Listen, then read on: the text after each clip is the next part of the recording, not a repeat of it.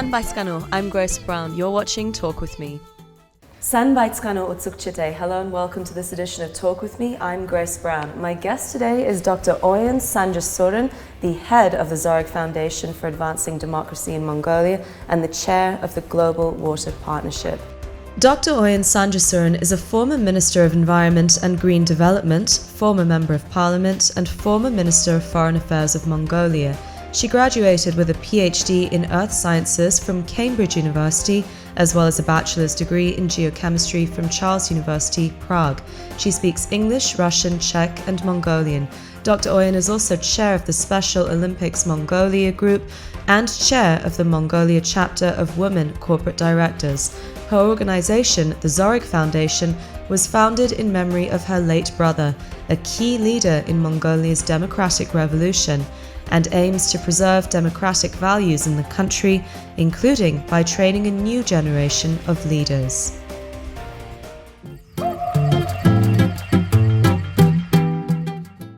Thank you so much, Dr. Oyan, for having us here It's a great at your pleasure. foundation. Yes, pleasure having you here. Which we will, of course, talk about more later in the program. But Wonderful.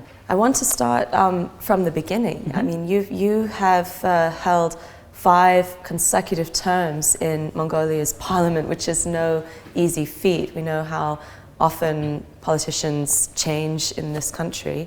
When did you decide to enter politics? Well, actually, it was very sad circumstances, and that's my brother was, as many know, one of the main leaders of democracy in 1990s, and very sadly, unfortunately, in 1998 he was murdered.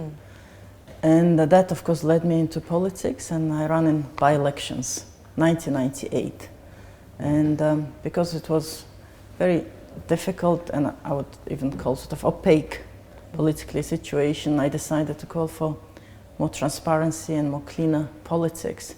Well, I, of course, want to talk more about your brother later, but tell me about the reforms that you helped to get through Parliament, including in environmental governance and water management. So, as I said, initially, myself and also with the support of the party that we created in 2000, Citizen Will Party, or we call it Civic Will Party, the main emphasis was to introduce good governance reforms. So I was part of working groups in the parliament on anti-corruption legislation. I was headed the anti-corruption reform working group, but also election reform working group, because, you know, campaign finance reform and political party finance reform is also very important. Conflict of interest legislation, income and asset declarations of high-level political officials. For example, I was the first to declare income and assets voluntarily. I'm talking about, I think, 2000 or 2001. And those days, nobody had to declare. It was very sort of opaque thing. And also... And we did see that in the latest presidential election. All 3 candidates No, declared. nowadays it's a norm. Now all the legislations have been approved. So income and asset declarations is very much a norm nowadays. Conflict of interest legislation followed. Also access to what's called freedom of information legislation, that is accessing state information if citizens or NGOs or businesses want to. There is also legislation approved on access to information. So I would say legally a lot of progress has been made with regards to the good governance. More recently, especially from 2012, we concentrated a lot on sustainability and green development. So our party was one of the first ones to introduce a lot of sustainability and green development platform in the election platform for 2012. And after the elections, when we were offered to join the government, it was very logical for us to ask for the environment ministry. So 2014, the parliament approved, when we were leading the environment ministry, we approved green development strategy for Mongolia. And I think time-wise also we were very lucky, because globally there was a huge trend, you know, going for sustainable development. Climate change agenda was approved in 2015. So there was a lot of global trends. So there is a lot of public support, but also political support for environmental changes in those days as well. So I think it's very important now to, not only for the government, but also for private sector to try to go green as well, because there are plenty of opportunities there. Well, indeed, Mongolia was one of the first countries to ratify the Sustainable Development Goals. The reason why we were early on was because we managed to get Green Development Strategy approved in 2014. So that became a basis for our Sustainable Development Vision, and a lot of the indicators, but also targets and ideas, concepts were actually incorporated into Sustainable Development Vision. So Mongolia was quite ahead of the curve in that sense, yeah. As you mentioned, there needs to be a great deal of private sector involvement to achieve the goals, which aim to end poverty, to reduce inequality and protect the planet by 2030. Very ambitious targets, which Mongolia's SDV has incorporated. How can companies here in Mongolia help to achieve that, and what other actions are needed? I think first of all, private sector has to understand that going greener, going cleaner is no longer anti-market, anti-profit or anti-business. There are huge opportunities if you go cleaner in the future, and I think more and more companies are realizing that. So changing the attitude. Second, of course, having the capacity of how to write green project proposals or green, bankable feasibility studies or bankable projects. Everybody knows how to build a brown building, right? And they know how to put the brown building blueprint or design. But I think the leverage point, I call it, or place to intervene, is to actually change the way they think, but also the way private sector puts the proposals. You have to insert clean, green, low carbon. For example, if you build a building, you have to think, I can't any longer put heat-only coal boiler right in there. I have to think, how do I get non-coal heating solutions? Which means that you have to put the insulation, you have to think of cleaner sanitation solutions, etc. if it's off-grid. When I was minister, we signed a bilateral agreement with Japan called Joint Crediting Mechanism, and the basic idea is if private sector in Mongolia invests into low carbon, say again, replacing coal boilers with non-coal solutions, or more recently, for example, solar plant in Darkhan, 10 megawatt, the first solar plant, also benefited from the scheme. So if you invest low carbon, then Japanese government will subsidize up to 50% of the investment, but the credit for reducing CO2, greenhouse gas emissions, will go to Japan and will benefit from investing low carbon rather than business brown as usual. Mining still accounts for a quarter of this country's GDP, as well as more than 80% of exports. But of course, mining uses a lot of water. How can mining companies use water more sustainably? Most of our mining projects are in the south, in the Gobi, say Oyu-Tolgoi, Tavan-Tolgoi, where there is a scarcity of water. So government, the previous and the current one as well, promotes recycling of water. For example, when I was Minister of Environment, we increased water tariffs for industrial use, not for households, but for industrial use. For mining. Which means mostly for mining, 2- to 4-fold. It was very difficult initially, at the government, to fight for it, because you say, oh, you are closing this and that business, or the economy is going down, where you can't, raise the tariffs so fast. But because there were very small, what I would call water tariffs, water royalties, right? If you take natural resources, if you're using natural resources, water, that's a water royalty, right? Because there were almost none. We increased it by 2- to 4-fold, which also encourages mining companies to recycle the water. And which is something Oyu-Tolgoi does, right? Oyu-Tolgoi, I understand, recycles 86% of the water, which is relatively very high if you look at different copper plants around the world. 100% of all the revenues that come from water tariffs have to go 100% to the provincial budget.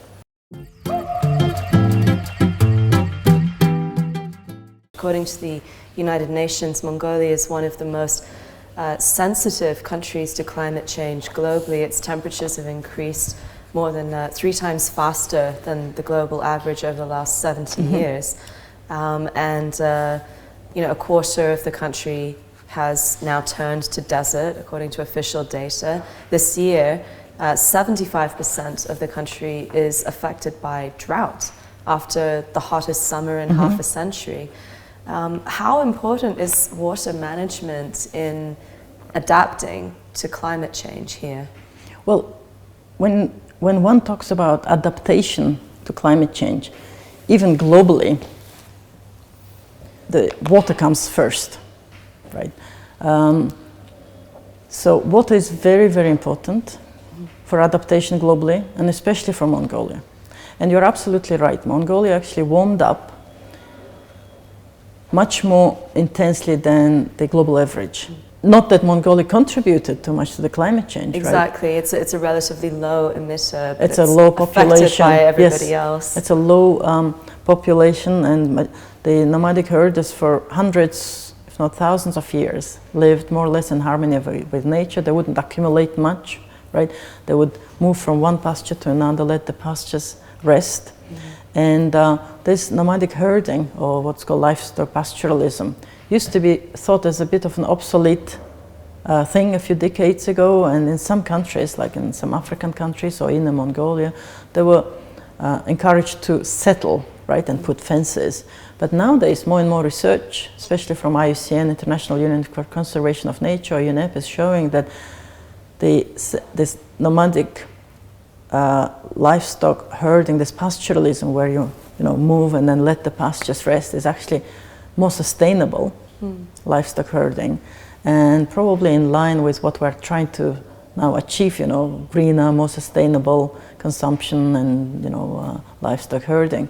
So I think that it's not obsolete. It's probably more competitive, or it's becoming more competitive. Of course, the main problem is outside the climate change. Climate change is causing more desertification, pasture degradation. Glaciers are melting. But of course, there's also human-made thing, which is overgrazing. Too many animals. Yeah. More than 70 million heads of livestock.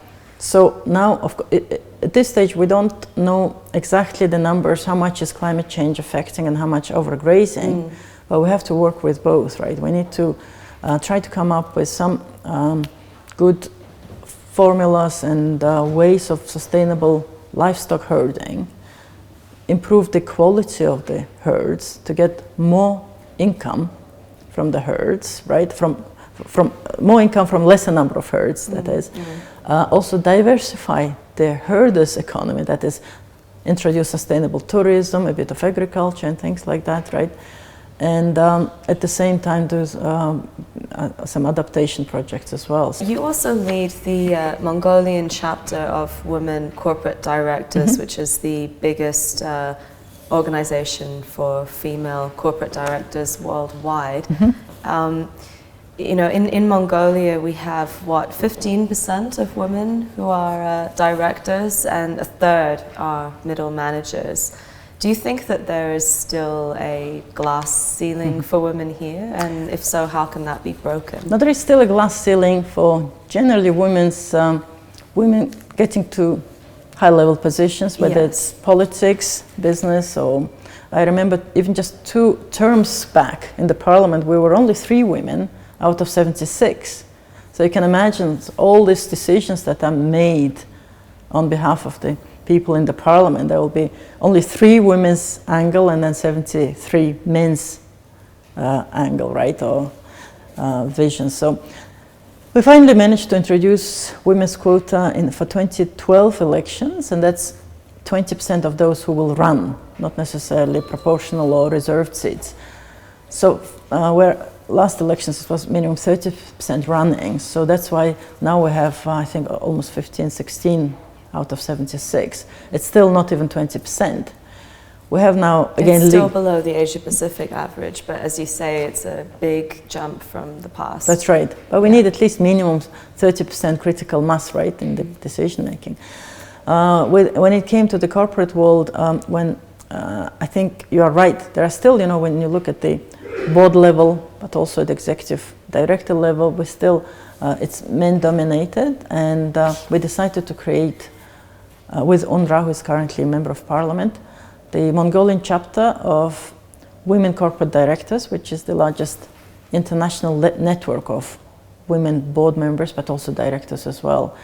And it's a very dynamic, interesting group of women leaders, and we're trying to promote the, again, capacity of women in private sector when it comes to, you know, how to be a board member, how to lead the company, other sort of trainings, and then we're softly, I think, promoting also quota for women directors in Mongolia. Softly being, you know, we haven't gone to the legislation part yet, but we're doing sort of more awareness raising and capacity building.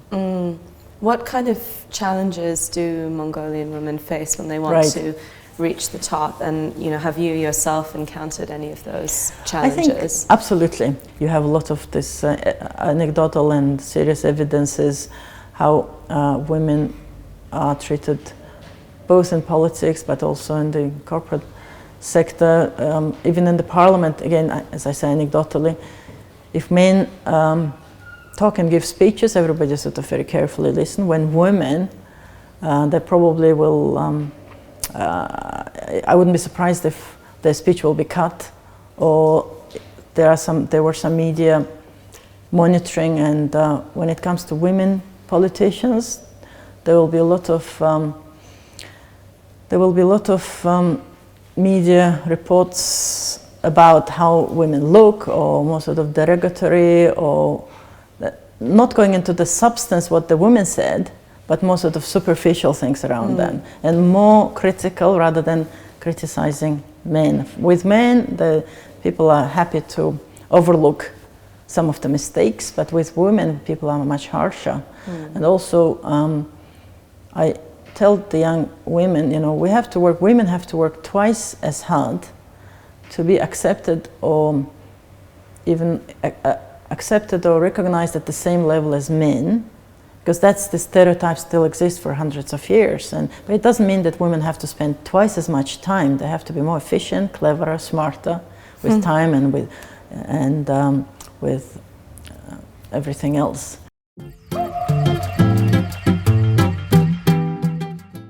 It's now been 19 years since your brother Зориг was murdered. As you say, he was a pioneer in Mongolia's democratic revolution.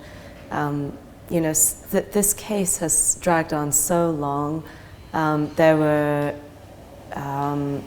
several men imprisoned last year. Do you believe that justice has been done? No. So it's 19 years. It's very sad that our law enforcement, judiciary wasn't able to actually resolve the case. The masterminds were not found. This case is still classified.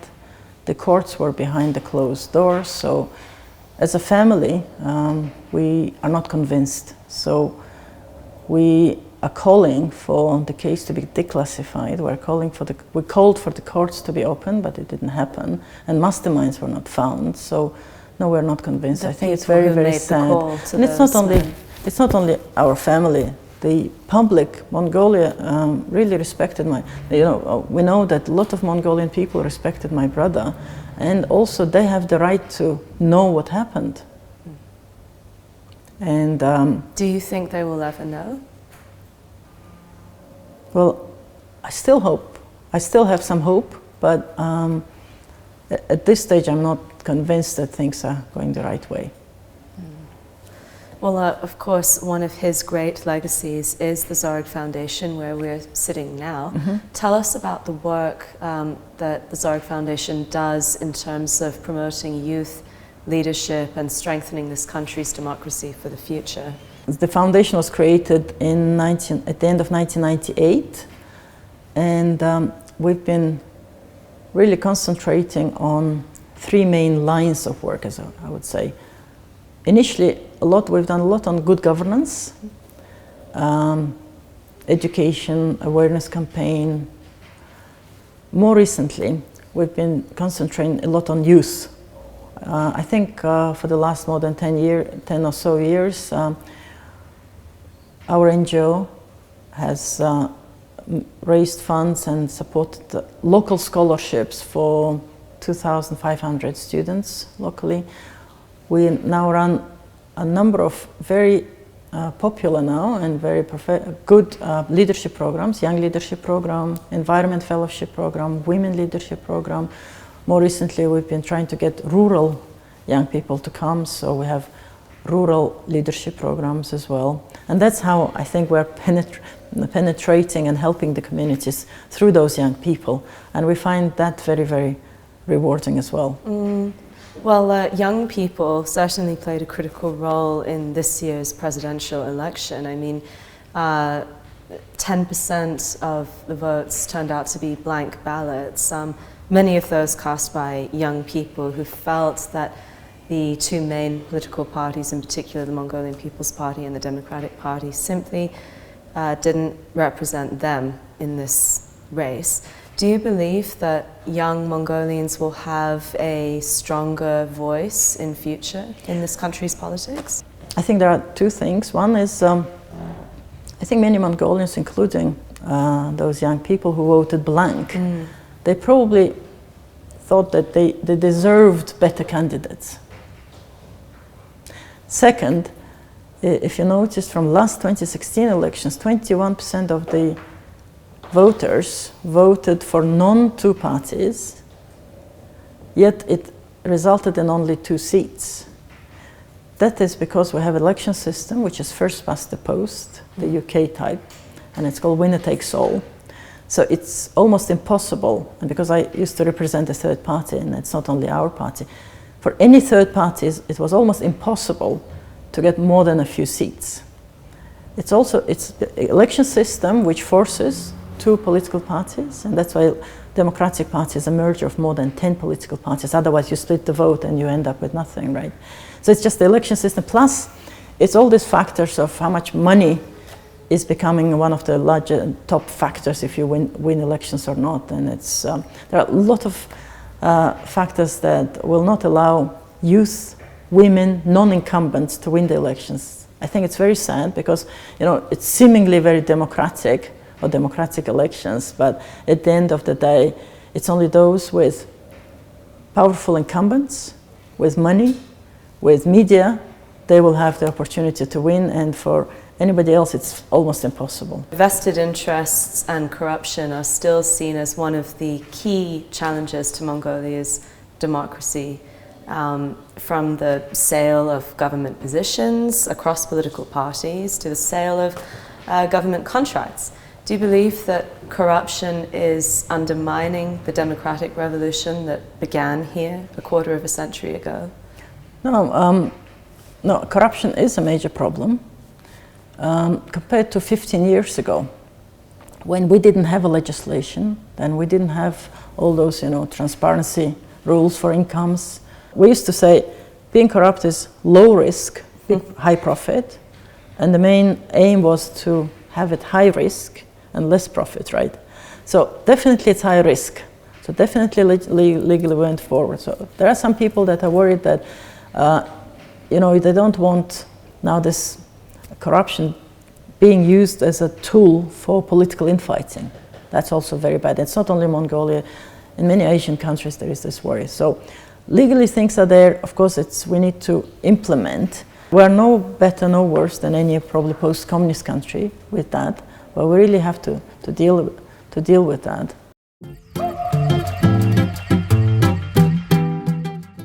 For all the challenges that this democracy faces, people here can still vote, and they can still access news from more than 500 media outlets. As journalists, we can report relatively freely in this country compared to in neighboring countries such as Russia and China. Do you believe that these democratic freedoms, freedom of speech, freedom of the press, can be maintained in years to come? No, I think there is. Compared to other countries in the region, Mongolia is, I think, very much progressed with relatively free media and free speech. My main concern with the media is that, again, because of not very refined election campaign finance reform, and I'm talking about paid political advertising during the elections, a lot of politicians or political elites ended up owning the media because it's may not be profitable throughout the year, but it's profitable during the elections, right? Right. Was it more than about 2/3 or so of Mongolia's media is not independent, or even higher than that, if I recall? Well, so I know in many countries, democratic countries that is, there are some restrictions on politicians or political leaders owning or trans-owning, you know. Also, there is a ban on paid political advertising. I know in Japan and the UK, for example. In Mongolia, during the election time, almost all the interviews, news, analysis, whatever, all the medias are paid. And that's been the norm for many years. We tried to introduce some limits on broadcasting of the political campaign during the elections. We minimized it to about 10% of the broadcasting time for 2007 election legislation draft, which I was a member of. And guess what? For three TV channels banned me for the next 12 months from appearing on those 3 channels because they thought that me initiating this 10% limit on broadcast during the elections will of course decrease their revenues during the elections. But I said, I'm not fighting with you, I'm fighting with political parties buying the votes through this paid advertising. If you have more money, of course you'll buy more time on the TV. So we still need to, it's 10% now, and there are certain other restrictions, but it's still, if you don't, during the elections, you have to have money to buy the media time. And how can a voter make the right choice during the elections if they don't know what is paid, what is not paid? The news during the elections is paid. So you can't really make a balanced, right choice during the elections anymore. And I think that's one of the major challenges we still face with the democratic elections here. So ensuring media ownership is more transparent, more but also, you and know, constraints on parties. Yes, exactly. I think if if the regulations would be stricter, we probably end up not having 50 or 70 TV channels, but much less, because the advertising market for the say TV channels is not very large.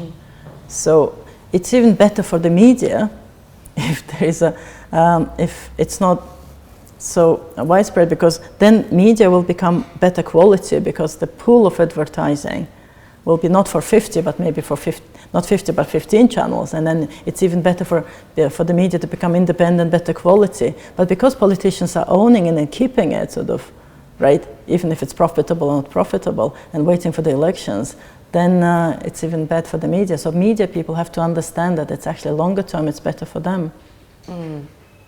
Indeed. And finally, politics is a high-risk game.